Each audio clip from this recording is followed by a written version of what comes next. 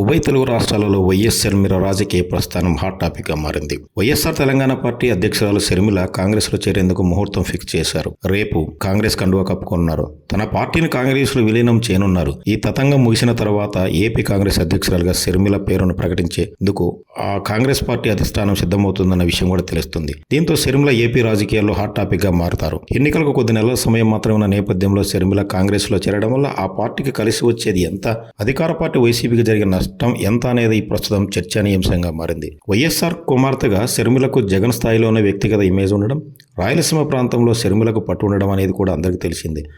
మంచి వాక్చాతుర్యం కలిగి కాంగ్రెస్కు కలిసి వస్తాయని అంచనా వేస్తోంది. టీడీపీ, జనసేన సైతం షర్మిల కాంగ్రెస్లో చేరితే జగన్ను రాజకీయంగాను, వ్యక్తిగతంగాను, కుటుంబపరంగా టార్గెట్ చేసి జగన్ను దెబ్బకొట్టేందుకు అవకాశాలు ఎదురు చూస్తున్నాయి. తాము జగన్పై చేస్తున్న విమర్శలకు మరింత బలం చేకూరుతుందని అంచనాలకు ఉన్నాయి. అంతిమంగా జగన్కు రాజకీయంగాను, వ్యక్తిగతంగా నష్టం జరిగే విధంగా ప్రయత్నాలు చేస్తున్నాయి. అయితే షర్మిల కాంగ్రెస్లో చేరిక వైసీపీ నాయకులు కానీ ఆ పార్టీ అధిష్టానం కానీ అంతగా పెద్దగా పట్టించుకోవడం లేదు. ప్రస్తుతం షర్మిల తన కుమారుడు వివాహ వేడుకల్లో బిజీగా ఉన్నారు. ఇడుపులోకి వెళ్లి తండ్రి సమాధి వద్ద వివాహ వేడుక పత్రికను ఉంచి ఆశీర్వచనం తీసుకున్న తర్వాత నేరుగా తాడేపల్లికి వెళ్లి జగన్ కూడా కలిసి తన కుమారుడి వివాహానికి ఆహ్వానించనున్నారు. ఆ తర్వాత ఢిల్లీకి వెళ్లి కాంగ్రెస్లో చేరుతారు. అయితే కాంగ్రెస్ పార్టీలో చేరినంత మాత్రాన జగన్కు వ్యతిరేకంగా చెల్లి షర్మిల పనిచేస్తుందా లేదా అనే విషయం ఇంకా క్లారిటీ రాలేదు.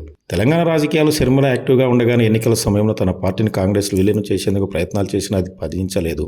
ఆ కాంగ్రెస్ పార్టీ పెద్దలు కూడా అంతగా పట్టించుకోలేదు. ఇప్పుడు ఏపీ రాజకీయాల్లో షర్మిలను పూర్తిగా రంగంలోకి దింపి కాంగ్రెస్ పార్టీని బ్రతికించుకోవాలనే ఇదిలో ఉన్నారు. షర్మిల విలీన వైసీపీకి పెద్దగా నష్టం ఉండదనేది, టీడీపీ, జనసేన కూటమికి ఎక్కువ నష్టమని కూడా కొంతమంది రాజకీయ విజ్ఞులు అభిప్రాయపడుతున్నారు. మరి ఇలాంటి పరిస్థితుల్లో షర్మిల చేరిక వల్ల ఏపీలో రాజకీయ పార్టీలలో ఎలా ఉండబోతుందనేది వేచి చూడక తప్పట్లేదు.